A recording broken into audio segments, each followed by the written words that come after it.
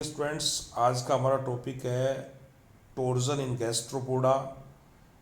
देखिए, संघ मोलस्का के अंदर जो वर्ग गैस्ट्रोपोडा है उसके अंदर ऐंठन या कुंडलन जो है देखने को मिलता है। यह बड़ा महत्वपूर्ण क्रिया है वर्ग गैस्ट्रोपोडा की। तो आज हम अध्ययन करेंगे टोर्जन इन गैस्ट्रोपोडा। उसका हम पार्ट फर्स्ट यहाँ अध्ययन करेंगे। देखिए, गैस्ट्रोपोडा में ऐंठन या मरोड़ या इसको विमोटन भी कहते हैं, टोर्जन इन गैस्ट्रोपोड्स। गैस्ट्रोपोड प्राणियों के अलावा शेष सभी जीवित मोलस्क प्राणियों के शरीर में पूर्वजी द्विपार्श्व सममिति पाई जाती है और प्रावार गुहिका पीछे की ओर या पार्श्वीय होती है। इसके अलावा गैस्ट्रोपोड प्राणियों का शरीर असममित होता है, सिमेट्रिकल होता है, जिसमें प्रावार गुहिका आगे की ओर होती है तथा कवच व अंतरंग पुंज सर्पिल रूप से कुंडलित होकर पीछे की ओर दिष्ट होते हैं। असममिति होते हुए भी सामान्यतः ऐसा विश्वास किया जाता है कि गैस्ट्रोपोड प्राणी एक ऐसे अखंडित और द्विपार्श्व सममित पूर्वजों से वंशागत हुए हैं जिनमें एक शंकु आकार छोटा कवच, एक सीधी आहार नाल पीछे की ओर गुदा में समाप्त और पश्चिम भाग में अंतरंग पुंज के पीछे स्थित प्रावार गुहिका होगी। और इन प्राणियों में प्रावार गुहिका का अगले भाग में आ जाना परिवर्तन के अंतर्गत इनके अंतरंग पुंज में होने वाली ऐंठन या टोर्जन या ट्विस्टिंग के कारण होता है। अब हम अध्ययन करते हैं कि व्हाट इज टोर्जन, ऐंठन क्या है। देखिए, ऐंठन या टोर्जन गैस्ट्रोपोड जंतुओं के लार्वीय परिवर्धन के अंतर्गत होने वाली एक ऐसी प्रक्रिया है जिसमें अंतरंग प्रावार यानी विस्रोपेलियम भाग अपनी प्रारंभिक स्थिति से वामावर्त यानी बाईं ओर एंटी क्लॉकवाइज दिशा में 180 डिग्री घूम जाता है, जिसके फलस्वरूप प्रौढ़ प्राणी में प्रावार गुहिका अपने प्रावार कॉम्प्लेक्स सहित घूमकर शरीर के अगले भाग में आ जाती है। दूसरी बात, ऐंठन का स्थान साइट ऑफ टोर्जन क्या है। गैस्ट्रोपोड प्राणियों की लार्वीय अवस्था में केवल अंतरंग पुंज 180 डिग्री पर घूम जाता है, जबकि सिर और पाद की स्थिति यथावत स्थिर रहती है। अंतरंग पुंज के इस ऐंठन का वास्तविक स्थान सिर पाद के पीछे का भाग गिरवा या नेक होता है, जिससे होकर ग्रशिका, मलाशय, महाधमनी, अंतरंग तंत्रिका पास, विसरल नर्व लूप एवं कवच पेशियां गुजरती है। इस प्रकार गिरवा के उत्तक और उसके अंदर की संरचनाओं में ही वास्तविक घुमाव होता है। अब अगली बात है ऐंठन बनाम कुंडलन, टॉर्जन वर्सेज कोइलिंग में क्या अंतर है। देखिए, ऐंठन को पर्याय अंतरंग पुंज और कवच में सर्पिल कुंडलन स्पाइरल कोइलिंग को समझने का भ्रम हो जाता है, जबकि दोनों प्रक्रियाएं सामान्यतः एक दूसरे से नितांत रूप से स्पष्ट और स्वतंत्र हैं। ऐंठन कवच में कुंडलन के समान नहीं होती है, क्योंकि कवच के कुंडलन का विकास शरीर ऐंठन से पहले ही हुआ है। अंतरंग पुंज के एक पार्श्व की अपेक्षा दूसरे में अधिक तीव्रता से वृद्धि होने से ऐंठन होता है। अतः ऐंठन एवं कुंडलन दोनों पृथक उद्विकासीय घटनाएं होती हैं। कवच के सर्पिलन की अपेक्षा ऐंठन कहीं अधिक उग्र होती है। अब अगला है हमारी बात कि ऐंठन कैसे होती है, हाउ टोर्जन अकर्स।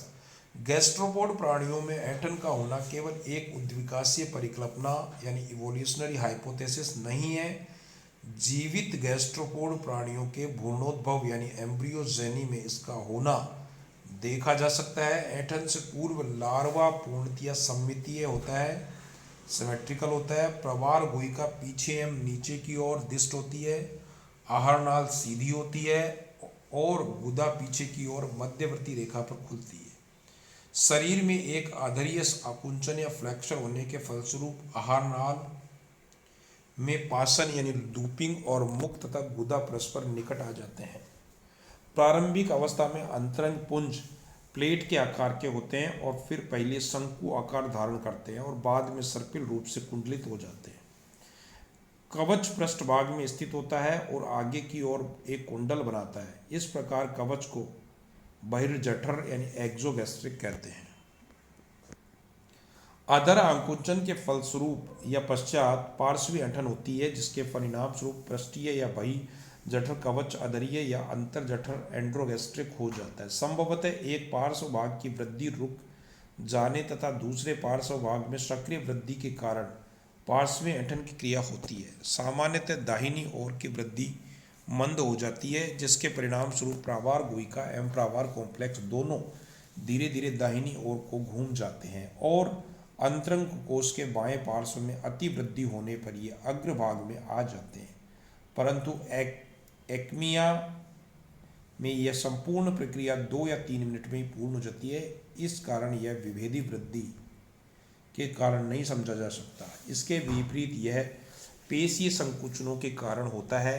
प्रावार पालियों से कवच तक फैली लार्वी आकुंचक पेशियों की असममितीय दशा तथा उनमें खिंचाव का होना ऐंठन की वास्तविक यांत्रिकी समझी जाती है। ये मांसपेशियां केवल दाहिनी ओर ही होती हैं तथा बाईं ओर इनसे संबंधित पेशियों का अभाव होता है। अतः लार्वी आकुंचन पेशियों के संकुचन से शरीर में घुमाव या ऐंठन होती है। केवल लार्वा की पतली गिरवा में ही वास्तविक ऐंठन होती है। अतः सिर एवं गुदा के बीच होने वाले प्रत्येक भाग में एक 180 डिग्री के कोण का वामाव्रत यानी बाईं ओर घुमाव या ऐंठन होती है। यह ऐंठन पृष्ठ आधारी दिशा में गुजरती एक उदग्र अक्ष के चारों ओर होती है। देखिए अब डायग्राम देखिए आप।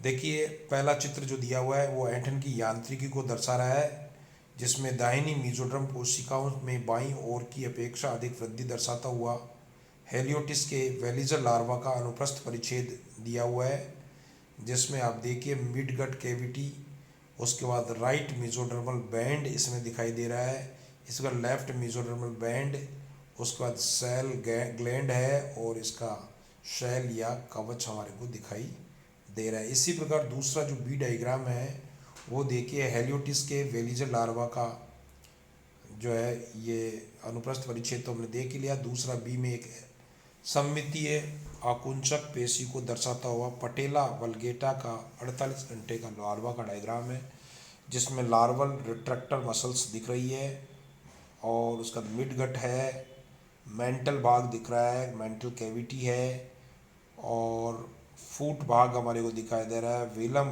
हमारे को दिखाई दे रहा है, मेसोड्रम हमारे को स्पष्ट रूप से दृष्टिगोचर होती है। थॉमसन नामक वैज्ञानिक ने सन 1958 में बताया कि गैस्ट्रोपोड जंतु में 5 विधियों द्वारा ऐंठन हो सकती है। पहली, अकेले पेशियों के संकुचन द्वारा पूर्ण या 180 डिग्री का घुमाव प्राप्त किया जाता है। इस प्रकार का घुमाव आर्कियोगैस्ट्रोपोडा वर्ग के केवल एक्मिया नामक जंतु में ही मिलता है।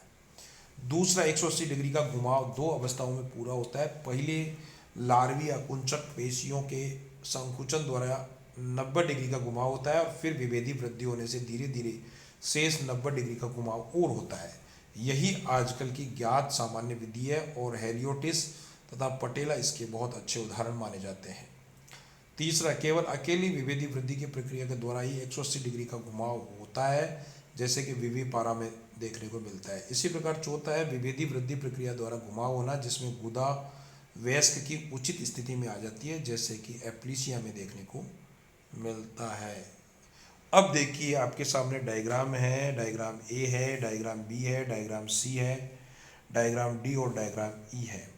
तो देखिए गैस्ट्रोपोड प्राणियों के परिवर्तन में होने वाली ऐंठन के निर्माण की ये 5 क्रमिक अवस्थाएं आपके सामने है, जिसमें पहली ए वाली जो है वो प्रारंभिक वेलिजर लार्वा या ऐंठन पूर्वी अवस्था का जो है पार्श्व दृश्य दिख रहा है, जिसमें हमें माउथ दिखाई दे रहा है। माउथ के दूसरी दिशा में विलम है, अपोजिट साइड में शेल या कवच है, एनस दिखाई दे रहा है, इंटेस्टाइन हमारे को दिखाई दे रही है और फूट भाग हमें दिखाई दे रहा है। उसके बाद बी वाला जो भाग है उसमें देखिए अदर फ्लेक्जर एवं बहिर्जठर कवच सहित लार्वा का पार्श्वीय दृश्य है, जिसमें फूट है, एनएस है नीचे की ओर, विलम और एग्जोस्टिक सेल ऊपर की ओर है। इसी प्रकार सी वाला जो डायग्राम है उसमें देखिए 90 डिग्री की वामाव्रत यानी बाईं ओर पार्श्वीय ऐंठन दर्शाती हुई अवस्था का डायग्राम है, जिसमें कवच अंतर्जठरीय हो जाता है तथा प्रावार गुहिका एवं गुदा दाहिनी ओर सरक जाते हैं, जिसमें माउथ है, फूट है, एनस एक साइड में आ गए, एंड्रोगैस्ट्रिक सेल है, वीलम दिखाई दे रहा है। इसी प्रकार डी वाला डायग्राम में देखिए 90 डिग्री के ऐंठन का पश्च दृश्य है, जिसमें हमें ओपरकुलम है, ऊपर की ओर इंटेस्टाइन, नीचे सेल, फूट और पेलियल कैविटी और एनस हमारे को अलग दिशा में दिखाई दे रहा है। इसी प्रकार ई वाले में देखिए डायग्राम में पूर्ण या 180 डिग्री के ऐंठन सहित वयस्क अवस्था का पार्श्व दृश्य है, जिसमें फूट, माउथ, फीलम, एनस और पेलियल कैविटी हमें एक साइड में दिखाई देती है। सेल, ओपर्कुलम और इंटेस्टाइन अलग दिशा में है। Thank you.